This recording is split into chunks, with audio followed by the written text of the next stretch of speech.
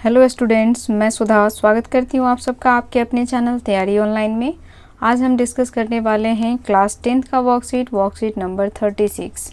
Worksheet है 25 सितंबर 2020 का और आज का हमारा टॉपिक है ओजोन दिवस। आज हमें ओजोन दिवस पर एक निबंध लिखना है।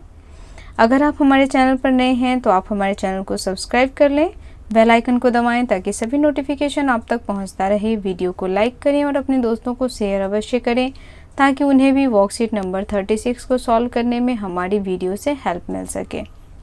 तो चलिए बच्चों, स्टार्ट करते हैं worksheet number 36। Worksheet number 36 Hindi का वर्कशीट है और आज हमें रचनात्मक लेखन, आज हमें विश्व ओजोन दिवस पर एक लेख लिखना है। सबसे पहले यहाँ आपको अपना नाम लिखना होगा और यहाँ आपको आपके क्लास टीचर का नाम लिखना होगा। बच्चों, हम सब जानते हैं कि 16 सितंबर को हर वर्ष विश्व ओजोन दिवस मनाया जाता है। विश्व ओजोन दिवस की शुरुआत 16 सितंबर 1994 से हुई थी और हर वर्ष 16 सितंबर को विश्व ओजोन दिवस मनाया जाता है। तो विश्व ओजोन दिवस से संबंधित कुछ बातें दी हुई हैं बच्चों। सबसे पहले हम इसे देखेंगे। 16 सितंबर को विश्व ओजोन दिवस मनाया जाता है। जिस प्रकार एक छाता हमें धूप या बरसात से बचाता है, उसी प्रकार ये ओजोन गैस हमारी पृथ्वी को ढककर सूर्य की हानिकारक किरणें जैसे अल्ट्रावायलेट किरणों आदि से बचाने में हमारी सहायता करता है। यहाँ देखिए, ये है हमारी पृथ्वी। जिस तरह छाता क्या करता है, हमें बरसात से और धूप से बचाता है, उसी तरह पृथ्वी को ओजोन लेयर बचाती है। ये ओजोन लेयर का एक परत होता है।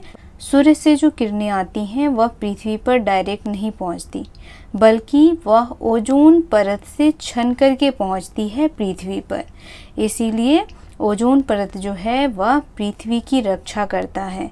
किन किरणों से? तो अल्ट्रावायलेट किरणों से।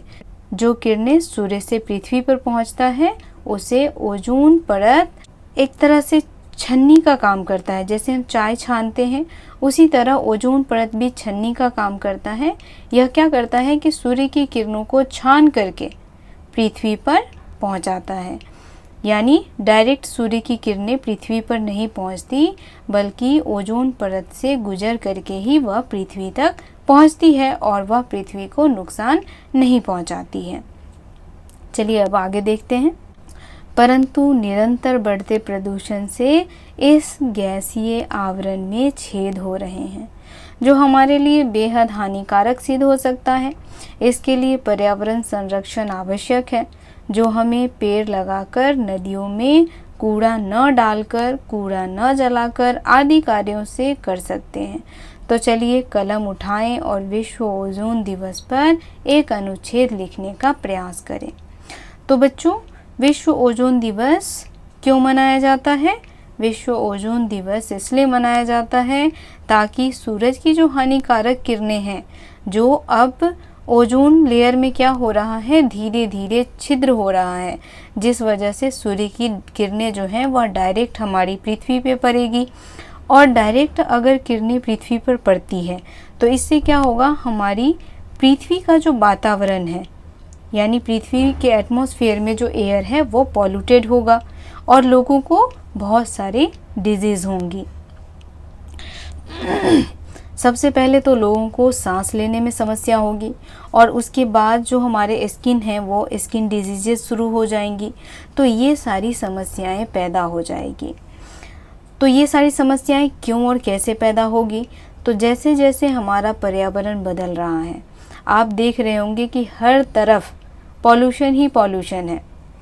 उसी पॉल्यूशन की वजह से हमारे ओजोन लेयर में क्या हो रहा है, होल हो रहा है और इस होल से सूरज की जो किरणें हैं वह डायरेक्ट पृथ्वी पर पहुंचेगी और वह पृथ्वी को नुकसान पहुंचाएगी। तो हमें इसी पर क्या करना है, एक निबंध लिखना है। लोगों को जागरूक करना है कि वह कूड़ों को ना जलाएं, नदियों में कूड़े ना फेंकें, पेड़ पौधे ना काटें, बल्कि ज़्यादा से ज़्यादा पेड़ पौधे लगाएं, क्योंकि ज़्यादा से ज़्यादा पेड़ पौधे लगाने से हमारा पर्यावरण जो है वह स्वच्छ रहेगा। हम कूड़ों को नहीं जलाएंगे तो उससे क्या होगा, जो हानिकारक गैसें निकलती हैं वह हमारे पर्यावरण को प्रदूषित नहीं करेगी।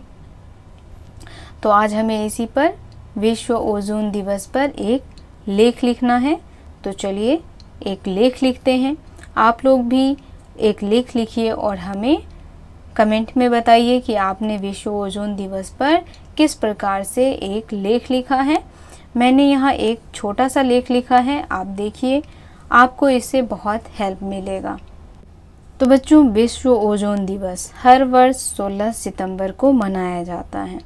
पृथ्वी के वायुमंडल समताप मंडल में ओजोन की एक परत है। यह लगभग 10 किलोमीटर जगह घेरे हुए है और यह जमीन से लगभग 50 किलोमीटर दूरी पर है, जिसे O3 भी कहते हैं। यह परत सूरज से आने वाली परावैंगनी किरणों के 93 और 99% भाग को अवशोषित कर लेता है। ओजोन परत अभी हमने देखा एक छाते की तरह यहाँ पे दिखाया गया है, जो क्या करती है, पृथ्वी को ढके हुए है ताकि सूरज की जो अल्ट्रावायलेट किरणें हैं वह पृथ्वी पर सीधे न पड़े और वह पृथ्वी को नुकसान न पहुँचाए। इसीलिए केवल 1% ही हमारी पृथ्वी पर आ पाती है। अब देखिए ओजोन परत होने से क्या फ़ायदा है कि सूरज से जो किरणें आती हैं, परावैंगनी किरणें आती हैं, उसमें से 93 और 99% जो किरणें होती हैं उसको कौन अवशोषित कर लेता है? उसको अवशोषित कर लेता है ओजोन परत। उसके बाद वह पृथ्वी पर सिर्फ 1% किरणों को भेजता है। यह विकिरण पृथ्वी पर कई जीवित जीवों के लिए बहुत ज़्यादा खतरनाक है। अगर मान लीजिए कि ओजोन लेयर नहीं होता और सूर्य की जो ये परावैंगनी किरणें हैं वो डायरेक्ट पृथ्वी पे पड़ती, तो क्या होता, पृथ्वी पर जीवन जो है वह संभव नहीं होता। अब आगे देखिए, पिछले 100 वर्षों में ओजोन परत मानव निर्मित रसायनों द्वारा क्षतिग्रस्त होती जा रही है, विशेष रूप से जिन्हें CFC यानी क्लोरोफ्लोरोकार्बन कहा जाता है। अब देखिए बच्चों, जैसे हम सब घर में फ्रिज का इस्तेमाल करते हैं, फ्रिज का इस्तेमाल किए तो फ्रिज से जो गैस निकलती है वह भी क्लोरोफ्लोरो गैस ही होता है।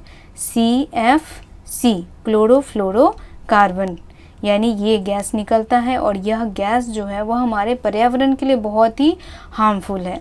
हम सब घर में AC का यूज़ करते हैं, सभी के घर में आज देखिए AC ज़रूर लगा होता है और इस AC से भी निकलता है CFC गैस, क्लोरोफ्लोरो गैस।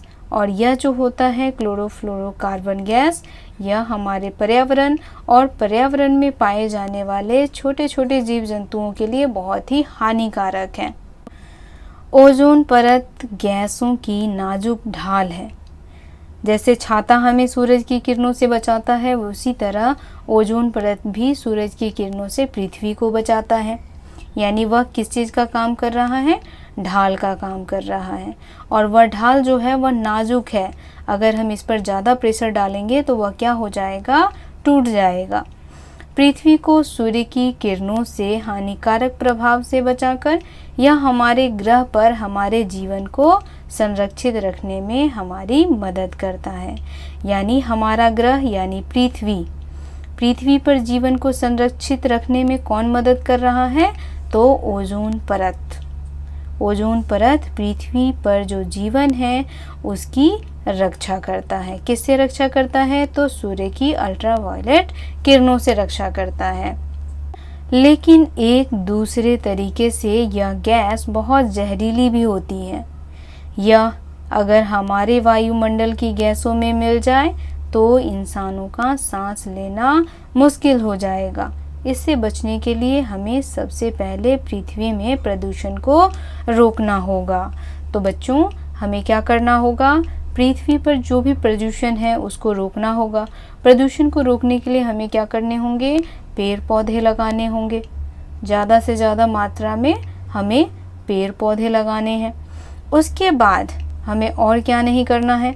तो जो हमारी नदियाँ हैं, नदियों में हमें क्या नहीं करना है? नदियों के जो पानी है, स्वच्छ जल, इसमें हमें कूड़े कचरे को नहीं डालना है।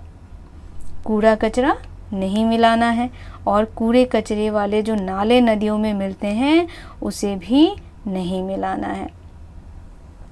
और साथ ही हमें और क्या नहीं करना है, तो हमें कूड़े का ढेर जो होता है, मान लीजिए यह कूड़ा का ढेर है, कूड़ा ही कूड़ा है, इसे हमें जलाना नहीं चाहिए, क्योंकि इसे जलाने पे क्या होता है, प्रदूषित गैसेस निकलती हैं और गैस जो है वह हमारे पर्यावरण को प्रदूषित करता है।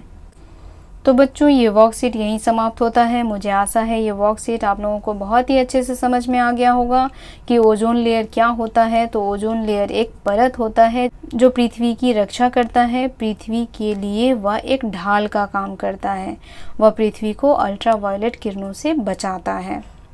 और हमें भी क्या करना है, अपने ओजोन लेयर की रक्षा करनी है। तो उसके लिए हमें क्या करना होगा, पेड़ पौधे लगाने होंगे, नदियों में कूड़ा नहीं डालना होगा, कूड़ों को जलाना नहीं है। हमें अपने पर्यावरण को क्या रखना है, स्वच्छ रखना है। अगर हमारा पर्यावरण स्वच्छ होगा तो हमारा जो ओजोन लेयर है वह हमारी पृथ्वी की रक्षा करता रहेगा। तो ये वर्कशीट यहीं समाप्त होता है। मिलते हैं अगले वर्कशीट में। अगर आप हमारे चैनल पर नए हैं तो आप हमारे चैनल को सब्सक्राइब कर लें, बेल आइकन को दबाएं ताकि सभी नोटिफिकेशन आप तक पहुंचता रहे। वीडियो को लाइक करें और अपने दोस्तों के साथ शेयर अवश्य करें ताकि उन्हें भी हमारी वीडियो से वर्कशीट को सॉल्व करने में हेल्प मिल सके।